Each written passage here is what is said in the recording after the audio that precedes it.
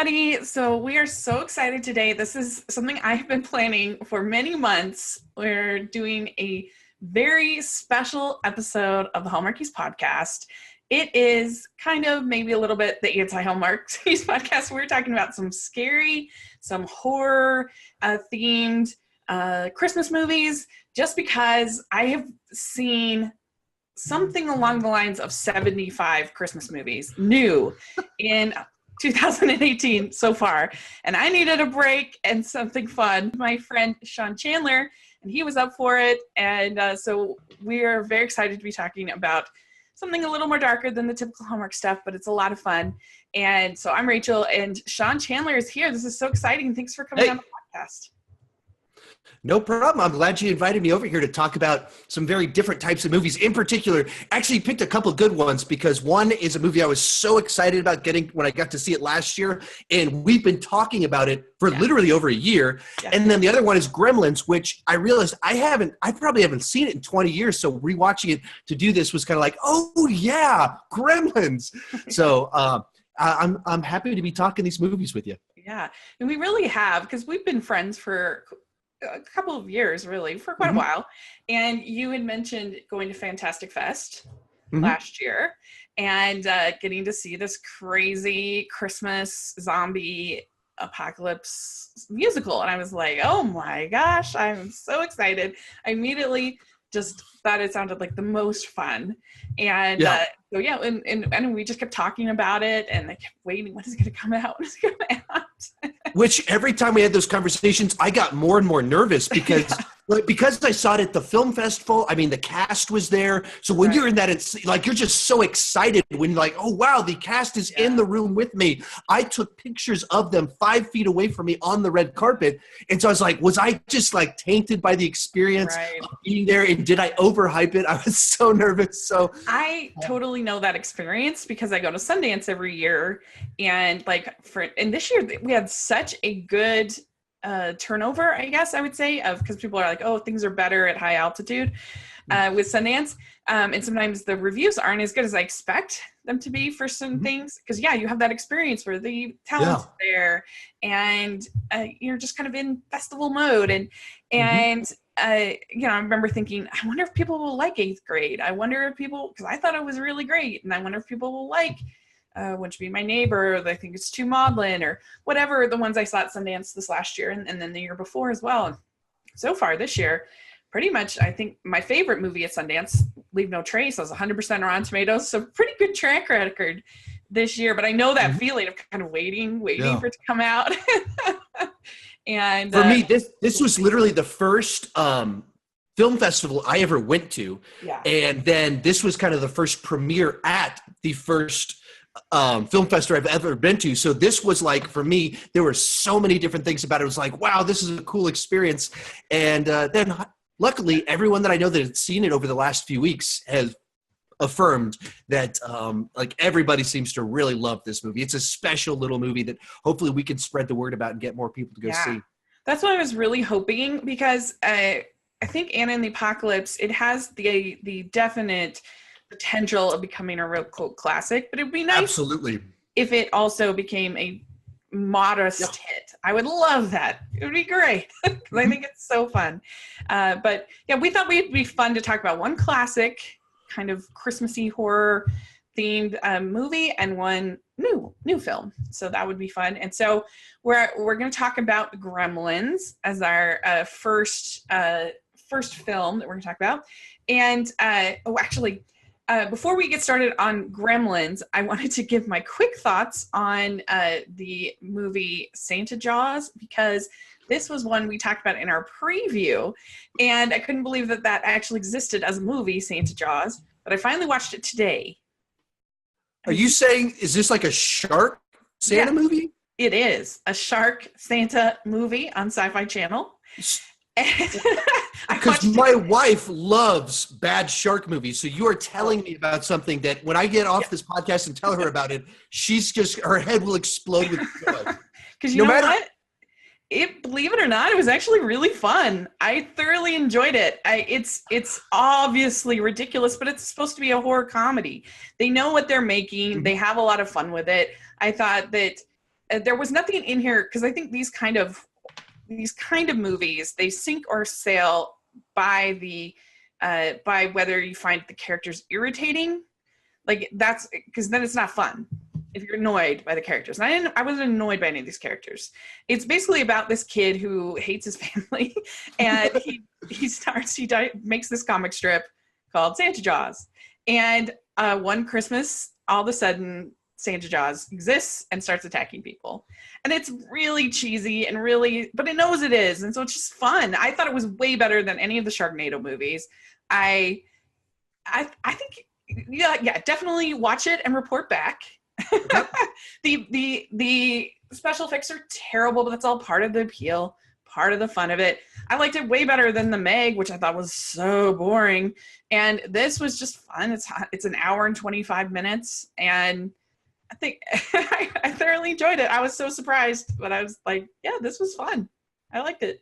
So yeah, and I think it's free on demand, at least for Comcast. I don't know if other things you can watch it. So okay, check out Santa Jaws.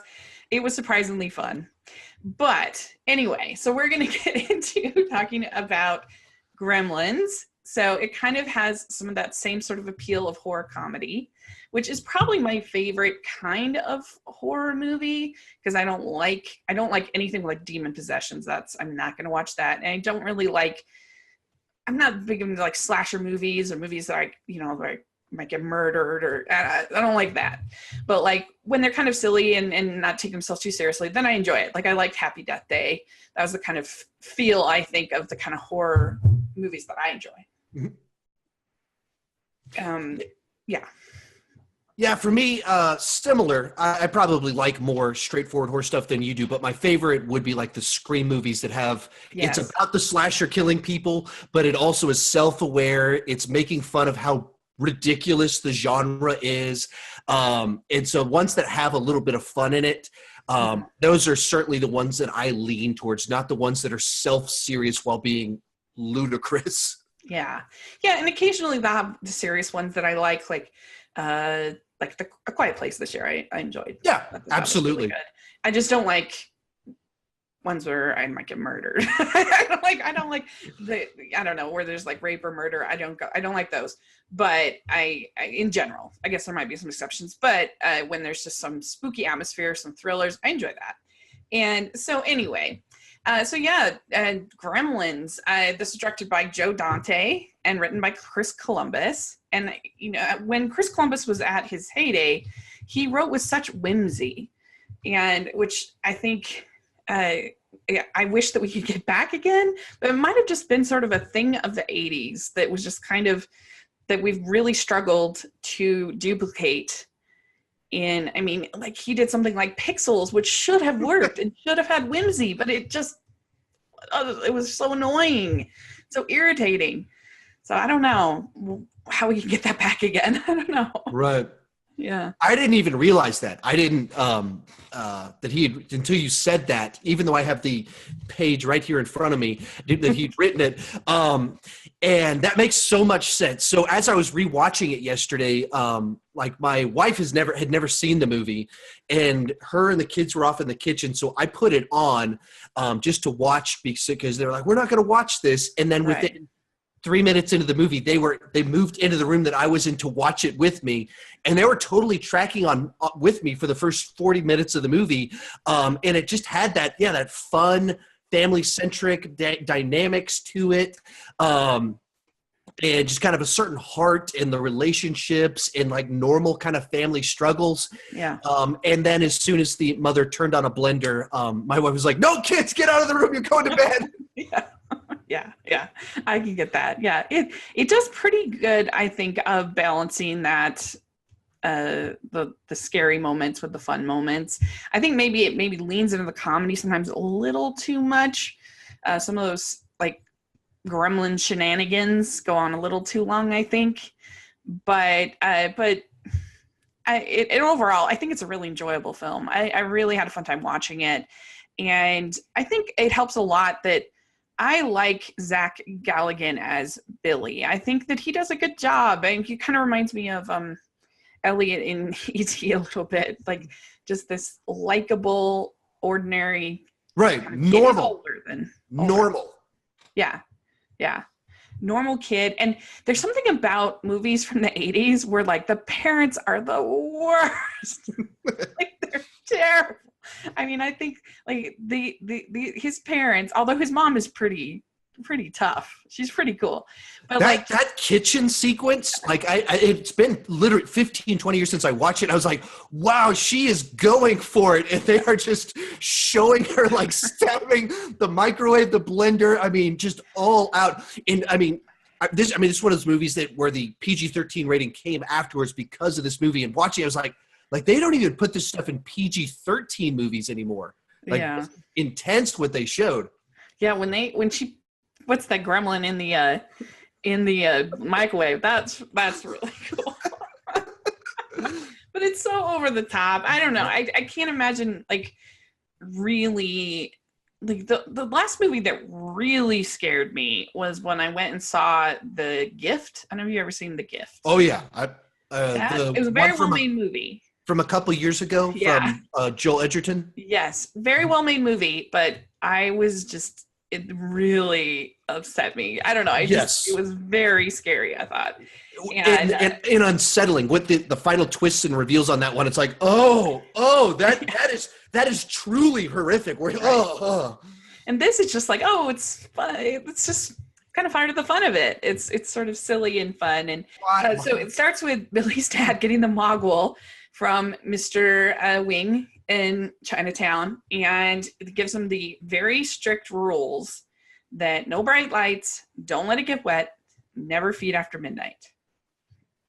Do you think that you and your family could take care of a mogul with those rules? One of the things I loved about the rules is that like it's this type, like you could never make a movie with these rules now because people are so cynical and they immediately go, wait, after midnight? It's always after midnight. What are you talking like they don't make any sense at all. But inside the movie, they're so memorable. And my kids were like, what are the rules again? Can you remind me of the rules? What happens when the rules happen? And it's so interesting in this bizarre type of way that you couldn't do now because as an audience, we're just so used to nitpicking movies and tearing them apart, but you could just do that back then. Yeah, it's true. I think that maybe that's part of the problem is maybe we over-explain the whimsy these days. Yeah. Whereas that was just part of the fun of it back then, and maybe it's part of sort of the blogging culture a little bit. You analyze everything, explain the ending, kind of thing. I mean, I kind of feel like especially the dad in this is very similar to the parents in Time Bandits because they're both like just total disasters. But and the parents in Home Alone, that's I think that was 91, but they were total disasters, and it's just so funny to me. There's so many examples, but anyway, I think the mom in E.T. is kind of a disaster too. She's a mess, but. How do you think that it being set at Christmas, helps this movie? That's an interesting question. I think it makes for a setting that just inherently is a little bit lighter, and you can, with how dark some of it could be without having an inherent levity to it. I think it just adds a certain balance. Doesn't necessarily like logic to that, but there's a sense in which Christmas just is a lighter time. And if you had it at Halloween, it's like people dressed as demons while goblins are eating them. That just seems darker, where it's like for some reason having lights on all the Christmas trees and there's snow everywhere while people are running around and there's chaos in the streets and houses are exploding. For whatever reason, that feels lighter. While still as much violence and chaos, I just think there's something about Christmas that you can get away with things. Yeah, and I think it adds to the humor because it's just this happy, joyous time, and then you have these sort of dark elements, and it just kind of makes you laugh when there's that sort of juxtaposition. Right, yeah. And, like one of my favorite parts in the movie is when the mom is trying to get out of the house after the pods things, and they start playing "Do You Hear What I Hear?" And it's just like this creepy take on this like traditional carol. It really works. That's probably a good call on the two things being side by side. Just has this strange thing that just kind of works in an interesting way, because we were watching through it, like it just kept breaking out into these Christmas songs and things like that, and you're like, that is interesting. An interesting choice for right now. Yeah. I mean, it's kind of the same thing too, because Gizmo is so cute. I mean, how could you not want a Gizmo? He is adorable. And yet there's also this dark side, that all these things that keep happening, but then they're so cute. You're like, oh. But that's one of the things watching through it, of like, if you stop and think about so many things about this movie, it's so much kind of darker than you immediately think, because all the gremlins are Gizmo's kids and grandchildren and stuff like that. They're like, that's how they reproduce as a species, and we're like rooting for him to kill all of them off. Yeah, very true. Yeah, and and I like also how like when they get in the pool and that scene where it just like starts bubbling. Yeah. And that's really cool. And I also like the whole ending sequence in the department store. It's pretty. It does get pretty scary, pretty intense, but it's also funny. It manages to be both, and really like that. One thing I wondered about is, why do you think that they chose Snow White to be in the theater scene? What do you think? I think it's kind of an interesting choice. I mean, it's one of those ones that you think, what's like the most innocent movie that just represents childhood innocence? You go back to the original animated film, that is so cheesy. It's so the opposite of them, but at the same time, there's a set not parallels, but in that, it's the dwarfs and their little creatures, and I don't know, maybe there's some sort of parallelism in that, but it's so opposite to what they are and who they are that they would like love it, and they would start singing along to it and get into it. Once again, has that juxtaposition, which seems to be throughout the whole movie, because you even go to the finale that you just talked about. It goes from Gizmo in the Barbie car driving that's the toys. cutest scene ever. Right. That's where, like, as I was watching it, and my wife was like, no, the kids can't finish watching this movie. Sarah was like, yeah, but Chloe has to watch Gizmo driving the Barbie car. But it goes from Gizmo Barbie car to, like, 2 minutes later, Mohawk is melting in the sun. And it's just horrifically gross as he melts. And they're 2 minutes apart or whatever. And then, all of it has these just contrasts between the gremlins that are killing people and, but they love the most innocent of the animated films. Yeah. I can see that. Yeah, they do a really good job with that juxtaposition, and you get to see the gremlins, hi ho. Yeah, they're singing along with it. Yeah. That's where, with my wife having never seen it before, like she had she's like, what am I watching right now? Like the gremlins are singing along, just like she's like the whole, as soon as things started getting crazy, and then they have the violent scene in the kitchen, and then it goes full-blown gremlin shenanigans, and they're in costumes and they're carrying guns around. And my wife was like, what is this? Yeah. The other thing, I think that if they were to remake Gremlins, which I'm shocked has not happened yet. Yeah. But if they were to remake it, I think the problem that would come into is that they would make it more sort of realistic in feel. And I think that actually helps this movie, the fact that it's so obviously a soundstage. It's so obviously a stock town kind of thing. And right. So you don't feel like, oh my gosh, Mrs. Deagle is right not out of her house. You feel, I don't know. You feel you have that separation, so you can just have fun. Right, exactly. Like, if you made that more realistic, the morality of that is just so horrific that it's like, oh, it's a mean old lady that was mean to a guy about his dog. Therefore, we're rooting for her as gremlins shoot her out of the roof so she can break all of her bones and freeze to death. And then the police see the gremlins on top of a guy and they drive off. Like, there's all these things that if the movie was actually grounded and actually felt like we're in a real place, would just really be horrific to watch. But the movie's just so bizarrely over the top. And you have these grounded relationships with parents, and then right afterwards, you've got gremlins in costumes that are fitted perfectly to them, little small guns that fit into their hands, and like all these things that it makes no sense, but somehow it works. Yeah.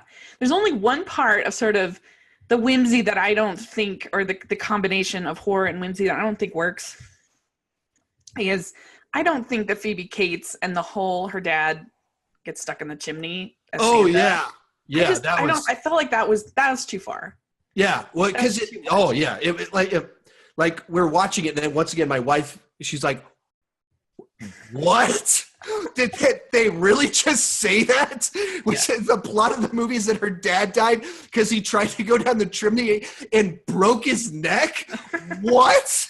That's crazy. Just maybe a little bit too far, and in something that like has such like a grounded, very.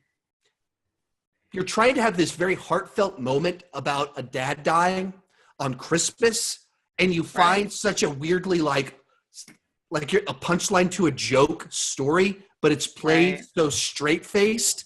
And that was weird. That was like, it's one of those things like no one in the room was like, probably shouldn't do this. Like, why don't we just say we went out sledding and my dad broke his neck on Christmas Day? Like, why don't you say something that's not like, my dad's a moron. He thought he could go down the chimney.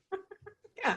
And I mean, you'd have to have the biggest chimney ever, or like teeny tiny or something. It just doesn't make sense. And it just didn't work. That was the one that for me didn't work.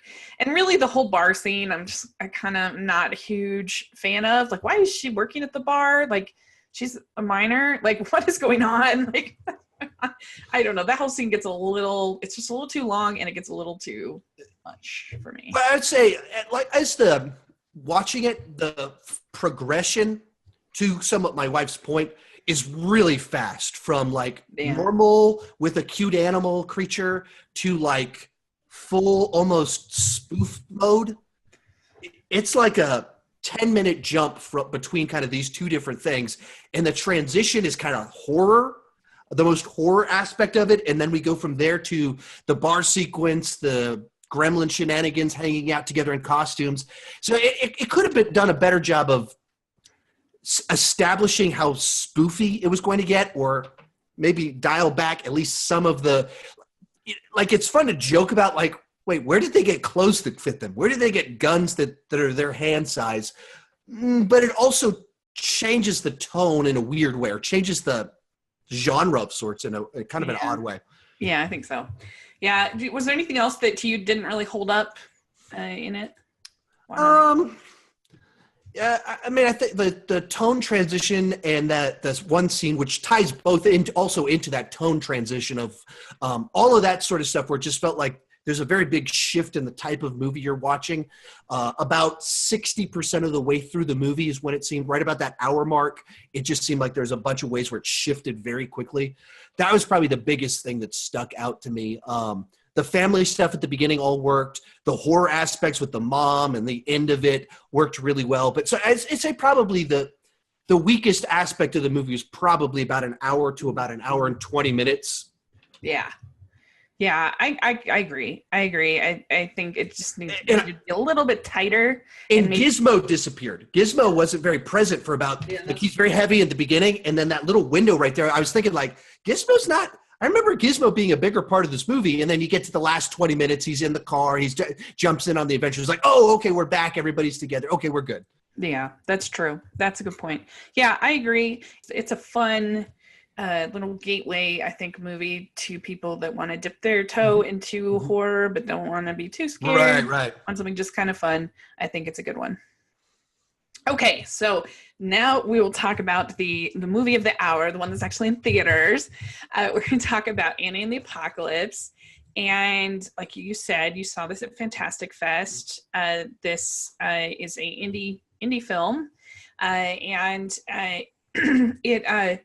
it's really cool, the backstory of this movie, because it's such a random thing, but it was originally the brainchild of this man named Ryan McHenry, and he did a viral video, and called Zombie Musical that kind of took off, and they had this idea to make a full feature film. And he started working on it. He got in, working on it for about a year, 2 years, but then he ended up getting cancer and sadly passing away.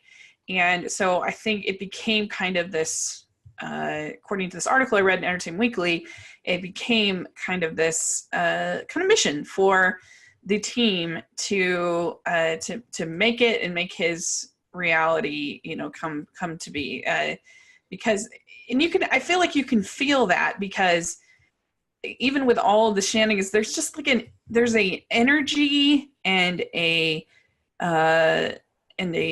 just passion that you can feel, I think, in this movie. Mm-hmm. It isn't always there, even in indies. There's just something special, I think, about it. Right. Just, very much a raw, creative energy of like, how can we make something that brings all these things we love together? And in a way that it feels like something that only works if the people making it actually love pop music, musicals, and love coming of age stories, and love zombie movies, and love Christmas movies. You have to love all those things and be like, how can we just do that? Bring it all together and do it. And unashamedly, it's all of these things without a wink or anything like that. It's like, no, we're just actually doing these together. Yeah. And so it just ends up feeling like a really joyful, even though you've got all these kills and all this stuff, but it feels like just joyful creativity. Like if you went into a room and there were like, I don't know, 5 buckets of paint, and you were just given this huge thing, and you were like, boom, boom, boom, boom, boom, boom. And maybe other people wouldn't think it's pretty, but like you've had just this creative experience creating it. And that's how it feels watching this to me. Right. Yeah. I even so I went into this when I hadn't seen a trailer. I didn't really know anything about it. I was just at a film festival. I was like, Anna and the Apocalypse world premiere. I don't know what that is, but I should probably sign up for a world premiere. Okay, I'm going to go to that. And no, I didn't know anything. And then I'm just standing in the lobby and these people start walking in. It's like, maybe that's the crew. And so I film them not knowing anything. Like I literally don't even really know what's going on, and go into the movie, and it kicks off. And even the opening credits are just so inspired. Yeah. And I'm watching this I'm assuming it's this low budget movie, and I'd seen some very low budget films at this at the event. So I was like, all right, a cheap musical for zombies. What is this going to be? And I just the opening credits. I remember noting that as soon as I got out, I need to remember these were cool. These were well-designed, animated thing that immediately drew me in. It looked slick, very professional, looked better than most blockbusters because it was more creative in the way that they did their just the beginning of the movie. And then it gets going, and you hear the first song, and you're like, this is just a really catchy song. Yeah. This just works. Yeah. Yeah, it really does. I have been listening to the soundtrack ever since it came available. And there's 2, I think, particularly standout songs. But I don't know, I just think it's fun. I know that word is so overused, but I just had a great time in this movie. I thought that I was never bored. I just thought it was effervescent and joyful and creative and just made me smile watching it. So, going back to something you mentioned earlier about Santa Paws, or what was it? Or Santa Jaws. Jaws, yeah. About how the characters make all the difference. Part of what makes this movie so effective is that the first 30 minutes, the first third act of the movie, it's a coming of age story. It's about people, their relationships growing up, a daughter and her dad, the guys at school, different relationships. And the reason that you can connect with it is because you care about the characters, which is really important as you start moving through the movie and people die, people are put at risk. Because you care about the characters, all of that works. Yeah. And you can bring these 2 genres together because they succeed at both of them. Yeah, and I was frankly surprised how many, I'm not going to give it away because I don't want to give spoilers, but I was frankly surprised at how many people that were fairly big characters got zombified. Yep. Mm-hmm. I mean, there were a couple where I was kind of devastated. Yeah. I was kind of shocked there wasn't some out or some way that I don't know, something that happened, and I was like, oh wow, they went there. That was surprising. Like in a lot of ways, I watch a lot of zombie movies and zombie TV shows, and a lot of times they function almost like slasher films in that you don't care about too many of the characters. It's just like people dying off. You want to have a bunch of people so a lot of them can die off and become zombies. And in this movie, it was the opposite of that. You cared, like you're watching it like, oh no, like these people are really in danger. Yeah. And because that coming of age part establishes people you care about. If you took zombies out of the movie, it works as a coming of age movie, and then it works better than a lot of other just straightforward zombie movies because of the coming of age aspect. Yeah. And how do you think that Christmas plays into this well? What do you think? Oh, that's a good question on this one. Because I think I immediately think about it as coming of age movie combined with musical combined with zombies. And so on this one, how does the Christmas side really matter? What's your answer? Let me think about it. You answer that one because I hadn't thought about it. I think that it helps just with the musical side of it because people sing at Christmas. And so it's just natural. The people are singing. And I don't know, it just kind of adds a little bit of a flair. So she has her candy cane spike, whatever that they get. And so it just adds a little bit, I think, level of whimsy to the thing, but I think it helps the most musically. Mm-hmm. Yeah, I guess that's true. It adds to the ambiance of the whole thing of whether like even the advertising for it, it's all her with the candy cane. And then sequences of her dancing around, very Christmassy type images of green trees with snow all around her. And just even the way that the school's set up. So I guess there's the ambiance side is probably the one that kind of comes to mind. But that's like thinking about because it touches on so many genres. Like at times I almost have to like, oh yeah, this is a Christmas movie. And you have like cool set pieces, like when they're in the tree farm area, and they don't know when these zombies are gonna come in and out, and it's fun there. But what did you think of Ella Hunt as Anna? Do you think she has star potential? I thought the whole cast kind of had because I didn't know who any of these people were. I guess the principal, I guess, has done some stuff, but I didn't immediately recognize him. And everyone else, I'm not aware of them from anything. I thought all of them, you wouldn't have known that. Like they just all kind of had like popped as people that you cared about and were able to sell you as these characters. So absolutely. I thought all of them stood out, and then her being the lead in the film worked very well.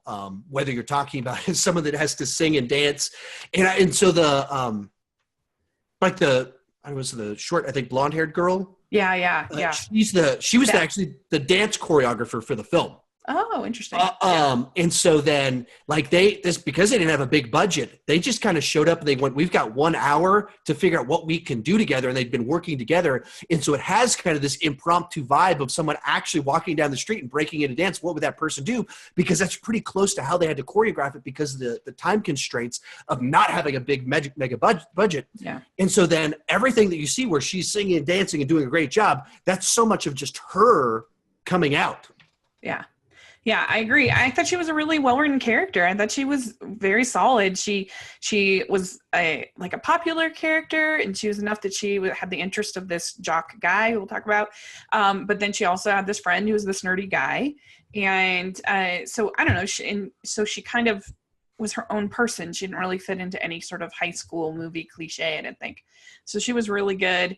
And I did love Malcolm Cumming as John, her nerdy best friend. I thought he did a great job. And I think he has the best song in the movie, The Hollywood Ending. I think that song is so catchy. Yep. And it's such a entertaining little sequence, choreography and everything in there. I think it's really good. And and also then I think the other best sequence of the movie is the turning my life around when she is walking to school and she doesn't even notice that this zombie apocalypse is happening all around her. I think that whole sequence is brilliant. And because it's the epitome of what the movie is, which is a musical about a girl singing about her life, which is there's that cliche moment in every musical that has that one where she's kind of letting her whole life out via song. Yeah. And then juxtaposed with the other thing that's the other genre, zombie movie. Every zombie movie has that classic sequence where the world is falling apart and, you know, our hero's trying to escape the world falling apart, and they put the two at the same time. And so it's her singing about her day and her life while everything behind her is destruction, which is just such a wonderful way to do that, and to have what she's singing so absolutely not represent the world that she now lives in. Yeah. Yeah, exactly. I mean, it manages to work, at least for me, that she could be kind of that oblivious, that sort of in her own head, and because she just happens to be walking a little bit faster than everybody else.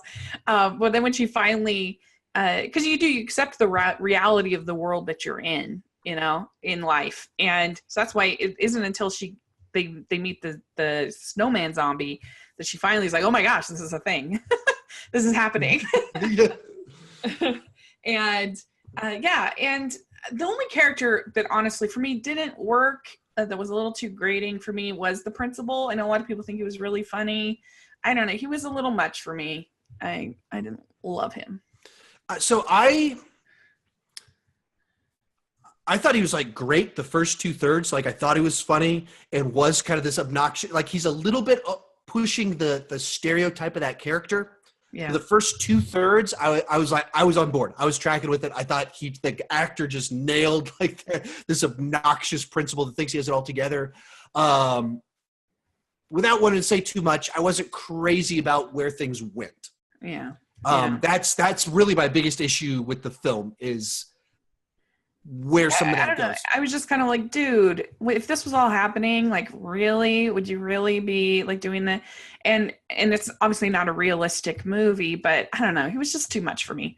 It wasn't my favorite, but I did like all the other characters. There's Chris and Lisa, who's Chris, that's the pretty girlfriend that's out of his league probably, and she's performing in the school pageant or whatever it might be. She sings her song, and I thought they were really cute. I liked them. They were fun to me, and I actually ended up liking the Nick, the jock character, because I thought he was actually kind of layered and interesting. Like. Yeah. In his behavior, especially if you think that what he's had to do since the right.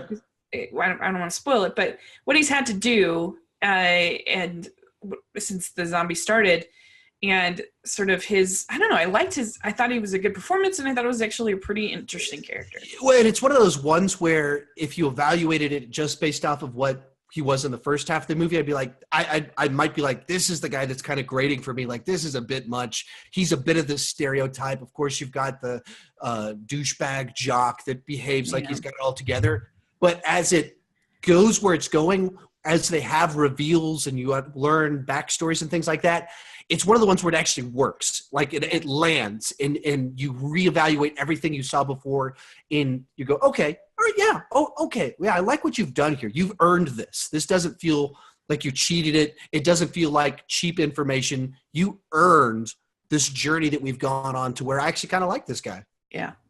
Yeah, and I think that they all, for the most part, felt like believable high school students. I mean, I'm sure they're all in their 20s in reality, but I felt that it was pretty decent.